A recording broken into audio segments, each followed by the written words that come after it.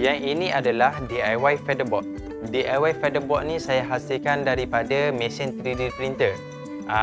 DIY featherboard ni adalah jig untuk mesin table saw ataupun mesin belah kayu, mesin potong kayu. Yang ni jig keselamatan untuk tingkatkan lagi keselamatan bila kita guna mesin-mesin bahaya macam ni. Sebab mesin ni memang sangat bahaya. Kalau kita ada jig yang keselamatan macam ni, dia akan kurangkan sikit risiko bila kita guna mesin ni. Jadi dalam video ni saya nak kongsi macam mana saya hasilkan featherboard ni dari awal sampai habis, sampai siap, dan macam mana featherboard ni berfungsi untuk keselamatan. Jom. Okay, first untuk saya hasilkan design yang bolehkan 3D printer print, saya kena design dulu dalam software 3D design.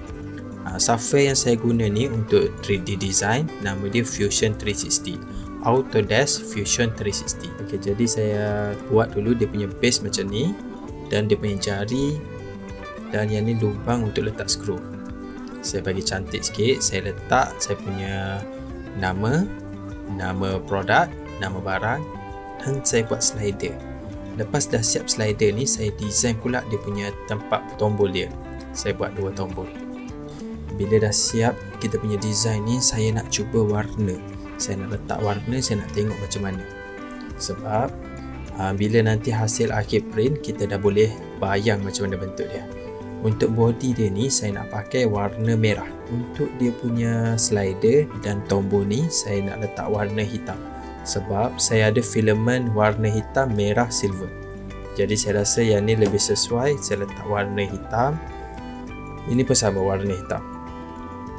Ok, bila dah siap letak warna macam ni, design dia ni macam kartun kan, sebab dia tak render lagi.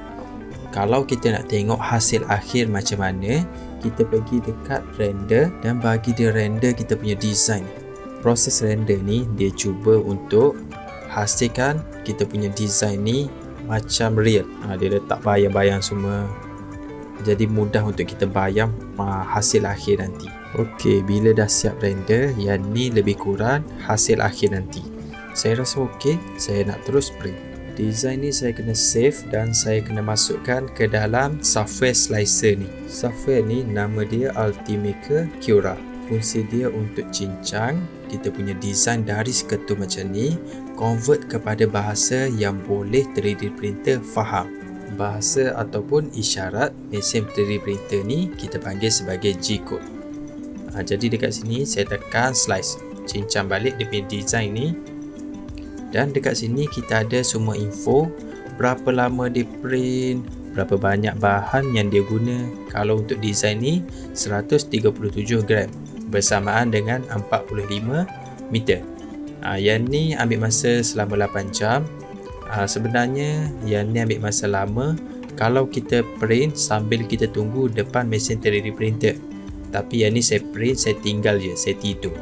Bila dah siap ni, saya dah boleh save dan saya boleh print. Saya print dulu dia punya body ni, sebab kita nak pakai filament warna lain-lain, kita kena print satu-satu.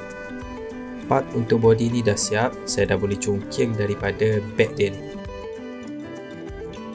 Yang ni hasil lepas print. Tulisan nampak jelas, tulisan yang belah sini pun nampak jelas. Saya nak buka dia punya support ni. Support yang saya guna ni jenis brim.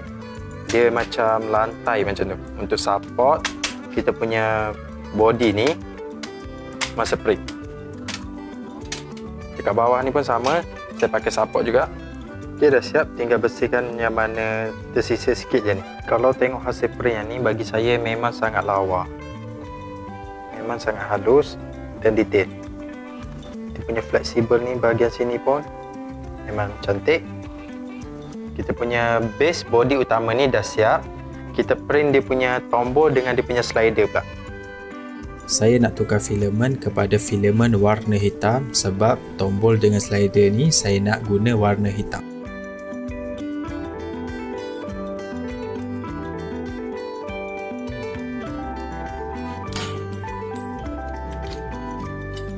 Bahagian belakang ni saya print dia macam ni sikit, sebab bila kita ketatkan skru, benda ni tak kena.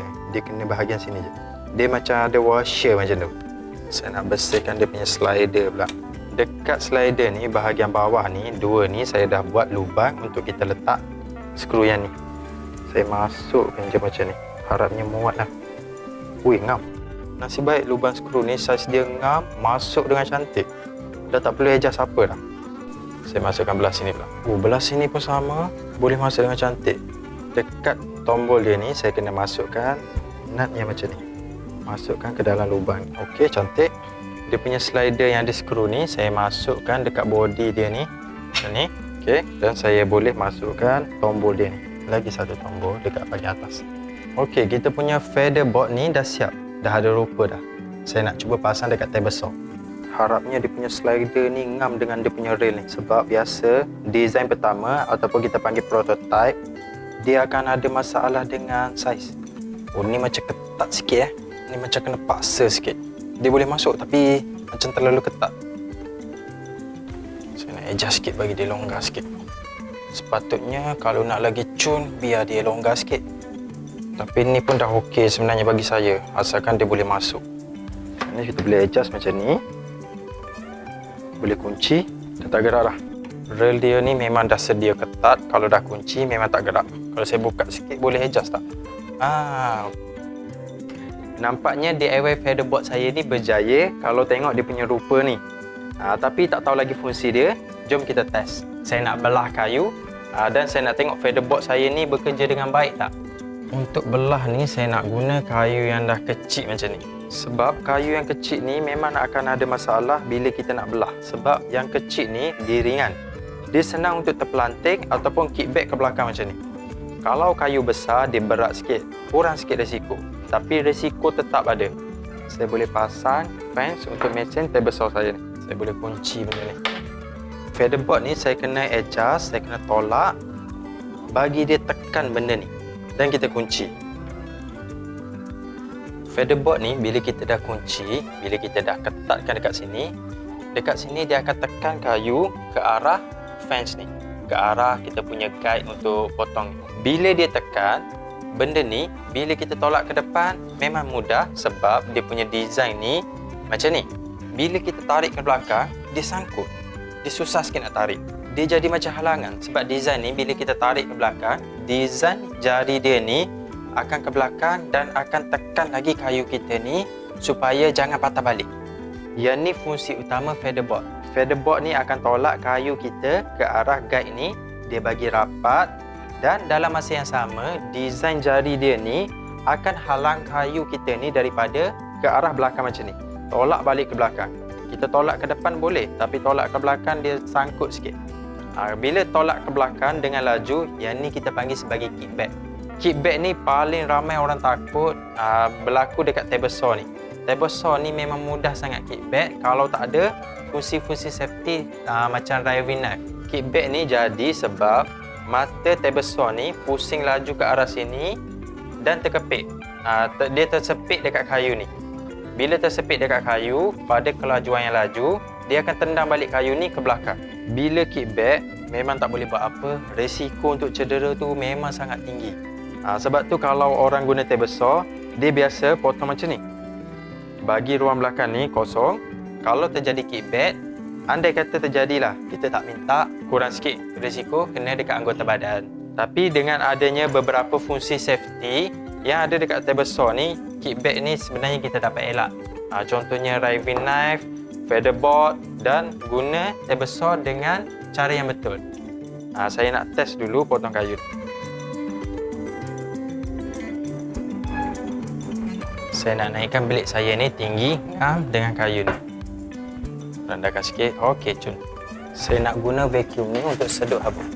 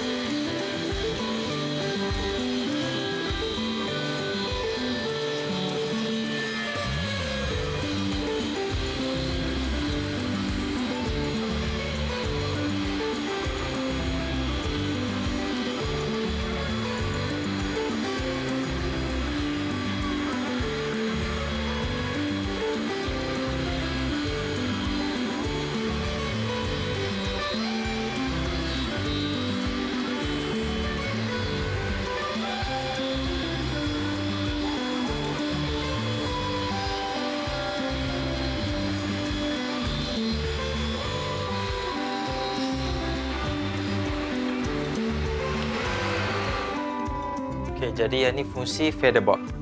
Sebelum ni kalau saya nak belah kayu, biasa saya pakai dua push stick ni. Push stick ni untuk ganti tangan kita tolak dekat mata ni.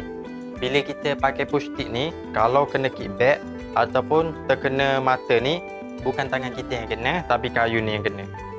Jadi yang ni pun safety features untuk mesin table saw. Biasa push stick ni saya pakai dua macam ni. Saya tolak dua macam ni sebab satu untuk tolak rapat ke arah dia punya fence ni, dia punya palang ni. Satu lagi untuk tolak ke depan.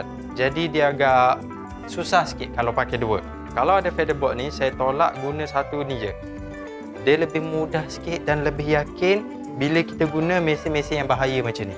Dan hasil potong yang ni, dia memang agak lawa sebab saya pakai mata yang agak premium. Mata yang ni dia boleh potong paku yang ada dalam kayu. Dia memang sangat tajam. Sebab itu hasil dia cantik macam ni. Dan motor yang saya pakai ni pun daripada mesin circular saw yang watt dia tinggi, 2000 watt. Mesin circular saw saiz 9 inci. Table saw ni saya memang DIY sendiri. Hari tu dah tenggelam dengan banjir. Dia punya tapak bahagian bawah ni memang macam nak rosak dah. Saya tak tahu berapa lama lagi dia bertahan sebab kulat-kulat semua ni dah naik dah. Tapi kita pakai selagi boleh lah. Tapi masalahnya mesin table saw ni saya jarang pakai. Sebab mesin table saw ni saya khaskan untuk belah kayu je. Kalau untuk potong papan plywood yang lebar, saya lagi suka pakai circular saw. Circular saw yang pakai bateri. Dia lagi mudah untuk saya potong kayu plywood. Untuk DIY featherboard saya ni, projek kali ni boleh kata berjaya. Puas hati sebenarnya sebab saya dapat design satu benda yang betul-betul fungsi macam ni. Lagi-lagi fungsi untuk keselamatan, untuk safety. Design ni nanti saya letak link kalau siapa-siapa yang nak print. Sebenarnya saya boleh tambah baik lagi featherboard saya ni. Saya boleh print balik dia punya slider ni bagi longgar sikit. Tapi bagi saya yang ni pun dah okey, yang ni pun dah cukup bagi saya. Sebab banyak lagi benda yang saya nak print guna mesin 3D printer. Saya tak nak bazir dia punya filament. Mesin 3D printer ni memang sangat power, banyak benda yang kita boleh hasilkan. Kalau macam design saya ni pun body dia sebenarnya agak solid, dah macam yang kita beli yang dah siap. Jadi kalau design macam ni, ada mesin 3D printer, saya tak perlu beli, saya boleh buat sendiri. Jadi sampai sini saja untuk video kali ini. Moga video saya ini bermanfaat. Terima kasih kerana menonton. Assalamualaikum.